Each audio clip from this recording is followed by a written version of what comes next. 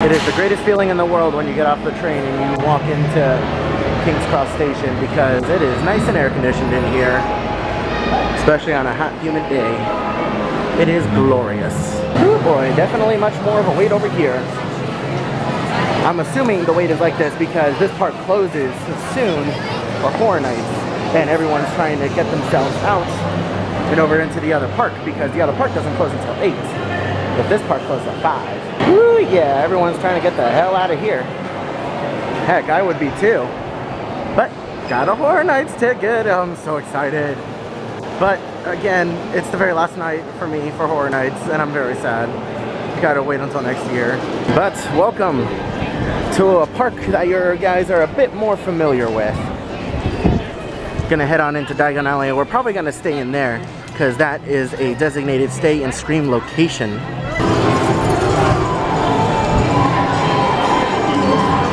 Wizarding World number 2. How exciting. Let's see, do I want to ride Gringotts first, or do I want to get some food? I think I'm gonna ride Gringotts first. What the heck? Doesn't hurt. And Gringotts has a single rider line as well, so we're gonna go ahead and do that. Alrighty, so we're gonna go ahead and scrap that idea. It's a 45-minute wait and the single rider line is closed.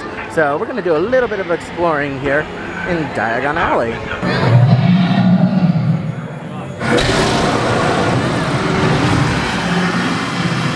Heading back on down the main drag of Diagon Alley, we're gonna go ahead and head inside, what is it, the Leaky Cauldron, and go ahead and get some food.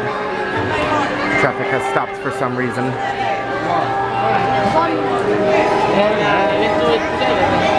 Excuse me.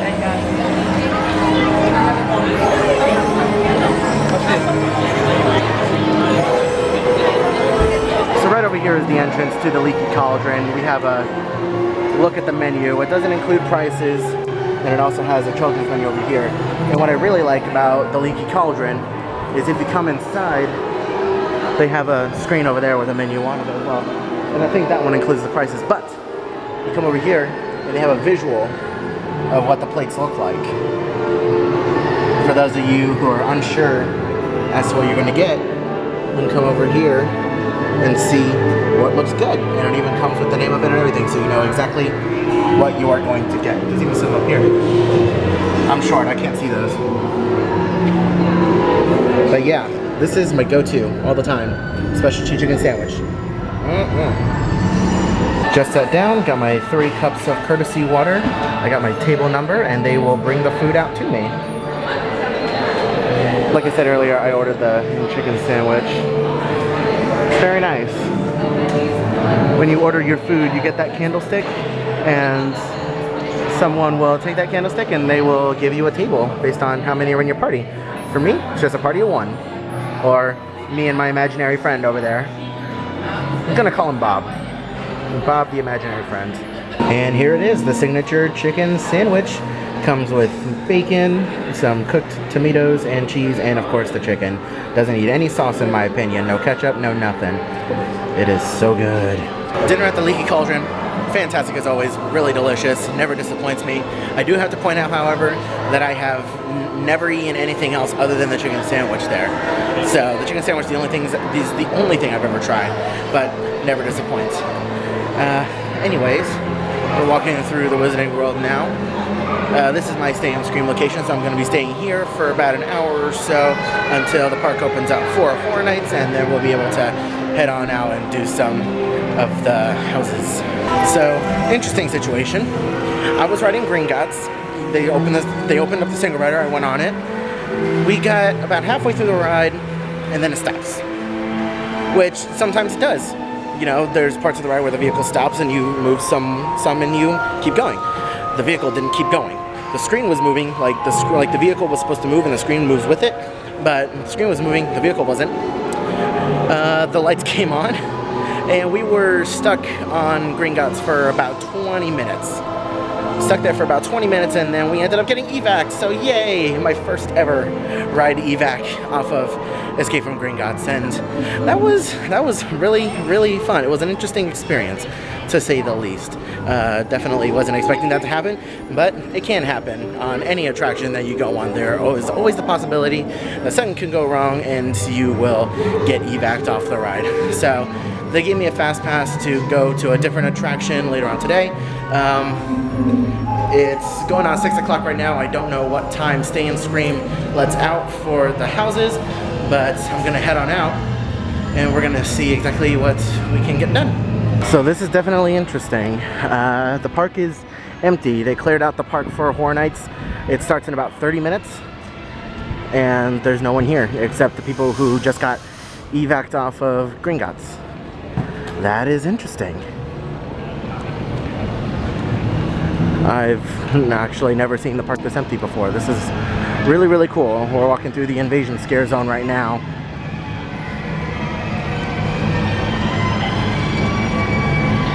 I was just coming really to cool. get you.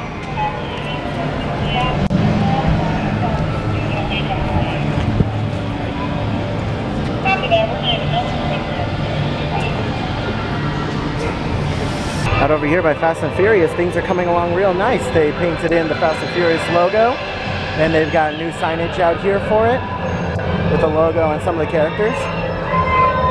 It's very cool. Should be opening up in spring of 2018, so hopefully very soon it'll be opening up. I'm not super duper excited for that attraction, just because I know it's going to be basically another King Kong. So,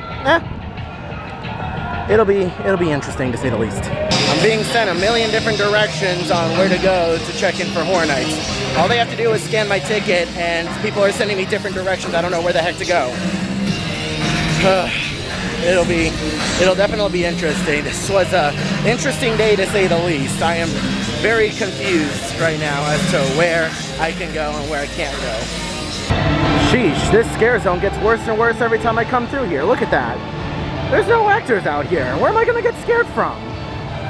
Come on. At least it's a good time to go and look at the different details.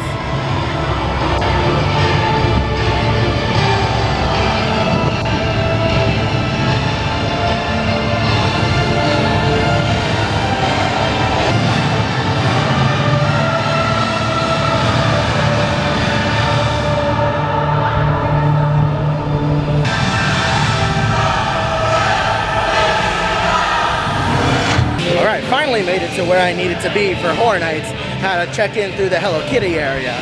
So with that being said, we're gonna go ahead and head on into American Horror Story. It's only a 25-minute wait right now, and it's gonna skyrocket upwards very soon, because it's the most popular house of the event this year. Not the scariest, the second scariest, in my opinion. Scarecrow's #1, but we're gonna go ahead and head on into this house. Well, this is a view of the rocket you don't get very often.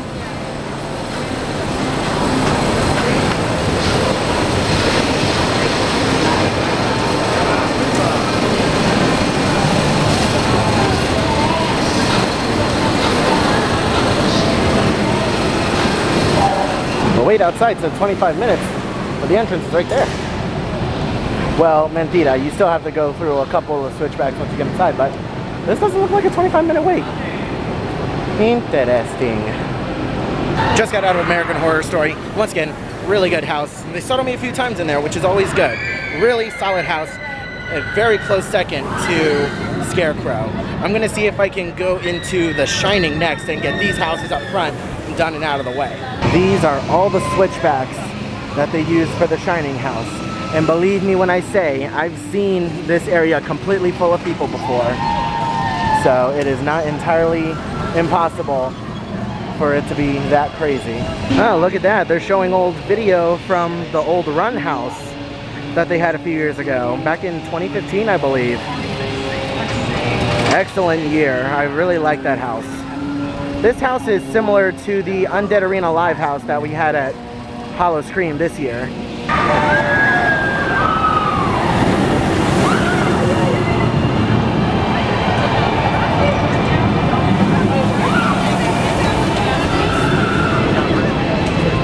It's actually pretty funny. I got startled more times in The Shining than I did in Horror Story. That says something. That's a really good house. So I finally managed to watch The Shining, the movie, and they translated it really well into a house. They did a really good job, especially with the elevator scene. And after watching videos after what was coming out in Hollywood, they totally dropped the ball on their elevator scene. I don't know why they couldn't translate it the same way from here over there, but anyways, overall, really, really good house. Take a walk through the photo op scare zone, because that's all this scare zone really is. Just a photo op.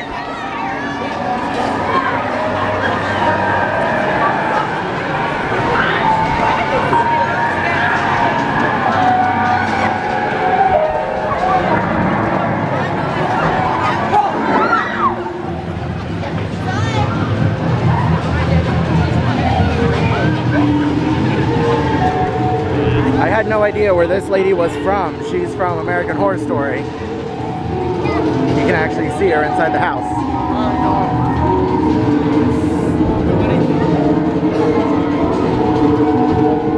Pig guy from Saw. Another dude from Horror Story.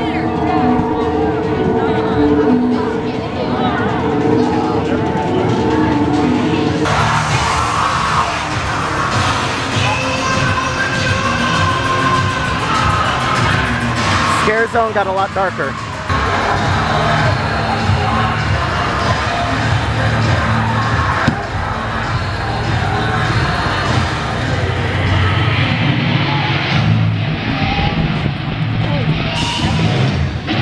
Sudden increase in elevation.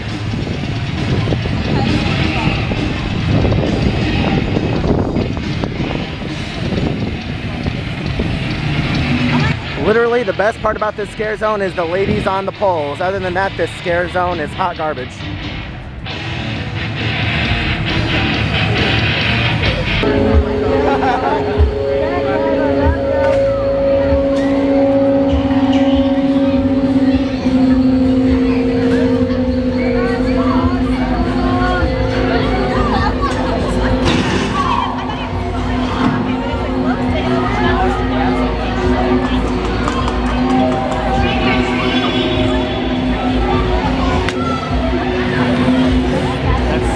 All these guys are a few days too late. There's no more candy.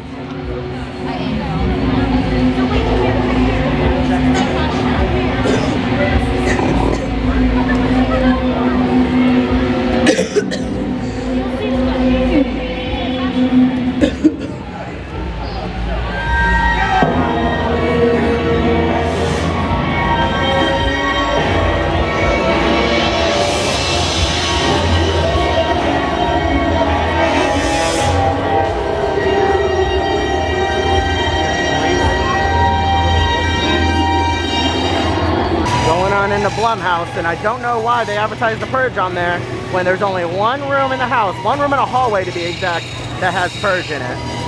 Who knows? That was actually a really good run through of Blumhouse. I got scared at the end. That was one of the demons from Insidious that actually scared me at the end, so that's really good. It's really good. In my opinion, I think they toned down the volume just a little bit. Still pretty loud, don't get me wrong, just not as loud. That run of that run of Scarecrow was absolutely amazing. The single best run of Scarecrow that I've had yet, and that's probably the last time I'm going to be going through the house if I'm going to be completely honest. But there was a guy in there. I thought he wasn't real. I thought he was fake. I thought it was just a prop up against the wall, and it lunged out at me, and I dropped. And I yelled. And I am not afraid to admit that. They got me good. I don't get scared very easily in houses, but he got me good. And I legitimately screamed. That was awesome.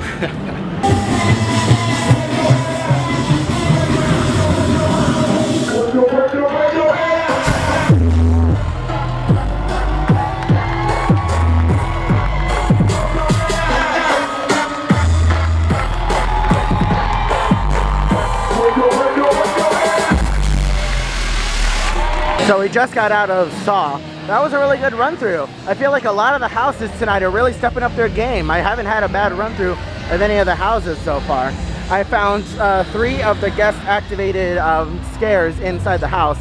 There's 3 red buttons throughout the house that are illuminated, and I pressed the first one, that did something. I pressed the second one, that didn't do anything, for me at least. and I pressed the third one, and it was a delayed reaction. I pushed the third one, it didn't do anything for like 2 or 3 seconds, and I let my guard down. I was like, oh, nothing happened. And then a loud noise, and it made me jump. So, that's really good. I like that. The guest activated scares are really cool. Really fun thing to look for in the house. So, not once this year have I been inside the tribute store. So this is gonna be my first time heading in. And it feels like you're walking into a haunted house. Oh, it is? Huh, interesting. Very, very smaller than I expected. No, it extends back. Oh, it extends back there. Oh, okay. Interesting. Very cool stuff. I'm sure this is gonna go on sale inside the prop shop at some point after this. So the primary reason why I'm in here is because the shirts have gone on sale. It's a good thing I waited, but like someone didn't wait. I was about to say, who is touching my backpack, but it's the shop that was touching my backpack.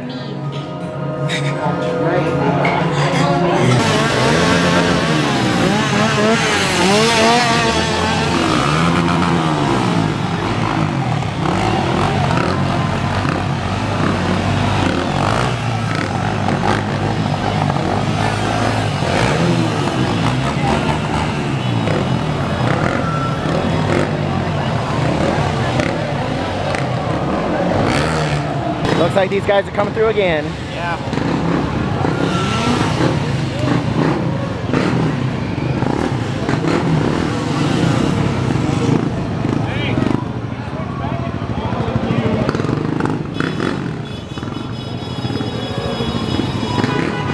Yep, totally normal night at Universal Studios, just a big truck coming through the middle of the park.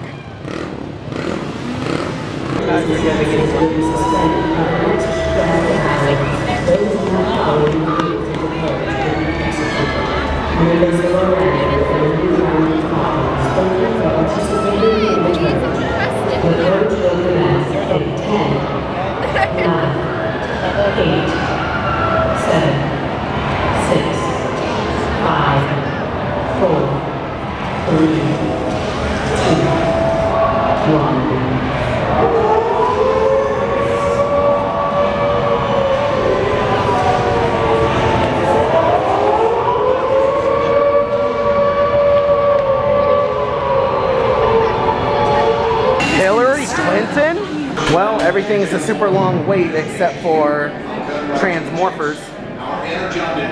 So we're gonna come on in here, see if we can ride this bad boy. We are facing a heavy sustained attack. They appear to be after the All-Spark craft. Ow, that actually hurt. I pushed the wrong button. It fought back. Whose idea was it to make these sharks French? Like, what the heck? These are French sharks. They have mustaches.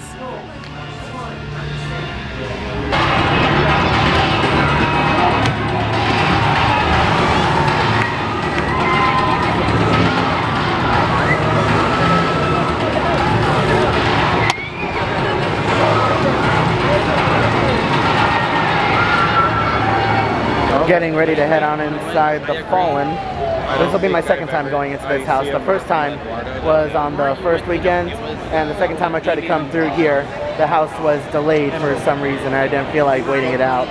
So just got done with the Fallen. That house was bad, and not as bad as Ash vs. Evil Dead though. That house is really bad, but the Fallen was bad. I mean, we missed a few scares. A lot of the bungee scares we missed. The overhead scares we missed. Just not too many scare actors in there. So, nah, it was an okay house. Definitely, Dead Waters is much better than the Fallen for sure. All right, one last walkthrough of Invasion.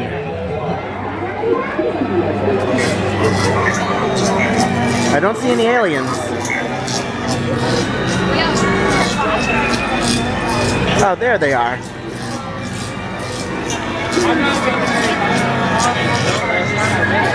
It hurts my eye. Flavor Flav aliens. Whoop. I bumped into the alien. I have to give one last fist bump.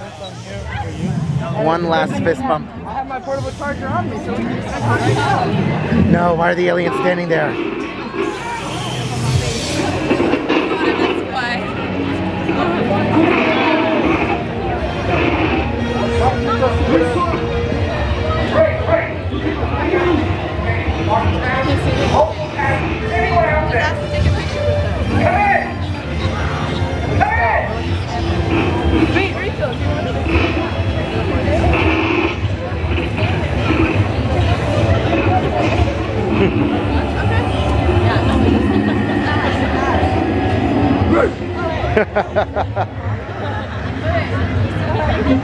It's okay, darling. You're fabulous. You can keep doing what you want to do.